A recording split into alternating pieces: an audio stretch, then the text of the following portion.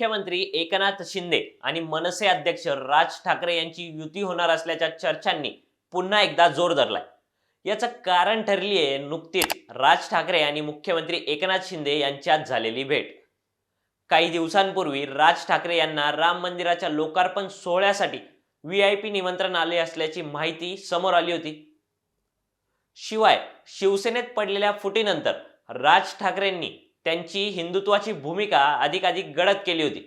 त्याचंच कारण होतं की त्यांनी मशिदींवरच्या भोंग्यांचा प्रश्न उपस्थित केला. हनुमान चालिसावरून सुरू झालेल्या राजकारणात उडी मारली. परंतु दरम्यानच्या काळात अजित पवारांनी राष्ट्रवादीत बंड केलं आणि महायुतीत सामील होत स्वतःला उपमुख्यमंत्रीपद व 8 सहकाऱ्यांना मंत्रिपद मिळवत सत्तेत मजबूत वाटा घेतला. या घटनेमुळे राज ठाकरे भाजप सेनेपासून पुन्हा लांब गेल्याचं दिसत होतं. आता लोकसभा निवडणूक अगदी तोंडावर आली. इंडिया आघाडीत वाटाघाटीवरून जोरदार चर्चा सुरू आहे आणि भारतीय जनता पक्षाचं एकट्याचं सध्याचं लोकसभेतील संख्याबळ बहुमतात असलं तरी विरोधकांची इंडिया आघाडी डोईजड होऊ नये म्हणून त्यांनीही NDAची वज्रमूठ अधिक मजबूत करण्याचा प्रयत्न सुरू केलाय. त्याचाच भाग म्हणून विरोधातील अनेकांना अनेक मार्गांनी ते स्वतःच्या गटात सामील करून घेत आहेत. आता राज ठाकरे यांची भाजपला महाराष्ट्रात गरज आहे ती उद्धव ठाकरेंमुळे. शिवसेना फुटून बहुतांश आमदार खासदार भाजप बरोबर गेलेत तरी देखील उद्धव यांची लोकप्रियता आणि तळागाळातील ताकद अद्यापही कमी झालेली दिसत नाही. त्यामुळं उद्धव ठाकरेंचा धोका ओळखून त्यांना मानणारी मतं विभागण्यासाठी राज ठाकरेंचा उपयोग होऊ शकतो असं भाजपला वाटत असावं. शिवाय राज ठाकरेंनी आता हिंदुत्वाची भूमिका अधिक प्रखर केली, त्याचाही फायदा होऊ शकेल असं गणित देखील त्यामागे असू शकतं. आता खरंच राज ठाकरे यांचा फायदा भाजपला होईल का, की भाजप शिवसेना आणि अजित पवारांच्या राष्ट्रवादी बरोबर गेल्यानं त्याचा फायदा राज ठाकरेंनाच होईल? असे दोन वेगवेगळे मतप्रवाह सध्या आढळत आहेत. गेल्या काही महिन्यात टोल आणि इतर काही प्रश्नांवरून राज ठाकरे आणि एकनाथ शिंदे यांच्यातील भेटीगाठी झाल्या. पण आता लोकसभेच्या पार्श्वभूमीवर दोघांमध्ये झालेल्या भेटीचे राजकीय अर्थ काढले जात आहेत. याबाबत फॉर द पीपल न्यूजनं मनसेचे नेते संदीप देशपांडे यांच्याशी फोनवरून संवाद साधला आणि मनसेची अधिकृत भूमिका जाणून घेतली. त्यावेळी संदीप देशपांडे म्हणाले की राज्यातील जनतेचे प्रश्न मांडण्यासाठी राज ठाकरे अनेकदा मुख्यमंत्र्यांना भेटत असतात. आधीचे मुख्यमंत्री कोणाला भेटत नव्हते, मात्र सध्याचे मुख्यमंत्री वेळ काढून सगळ्यांची भेट घेतात. यावेळची भेट देखील जनतेचे प्रश्न घेऊनच झाली. राहिला प्रश्न युतीचा. याबाबत आमचे नेते राजसाहेब यांच्याशी आमची अद्याप कोणतीही चर्चा झाली नाही. यावर तेच योग्य वेळी स्पष्टीकरण देऊन निर्णय जाहीर करतील. मी सध्या इतकंच सांगेल की राजसाहेब जो निर्णय घेतील तो नक्कीच महाराष्ट्राच्या आणि जनतेच्या हिताचा असेल. आता यावरून मनसेची भूमिका आपल्याला समजलीच, पण आता शिवसेनेचे नेते या भेटीबाबत काय म्हणालेत ते पण बघा. शिवसेना आमदार संजय शिरसाट यांच्याशीही फॉर द पीपल न्यूजनं संपर्क साधला आणि त्यांची भूमिका जाणून घेतली. त्यावेळी संजय शिरसाट म्हणाले की राज ठाकरे आणि एकनाथ शिंदे यांच्यात 5 ते 6 वेळा भेट झाली. यावेळी चर्चेत प्रामुख्यानं विकासाचा मुद्दा होता, मात्र यात कोणत्याही राजकीय मुद्द्यावर चर्चा झालीच नाही असं म्हणणं अयोग्य ठरेल.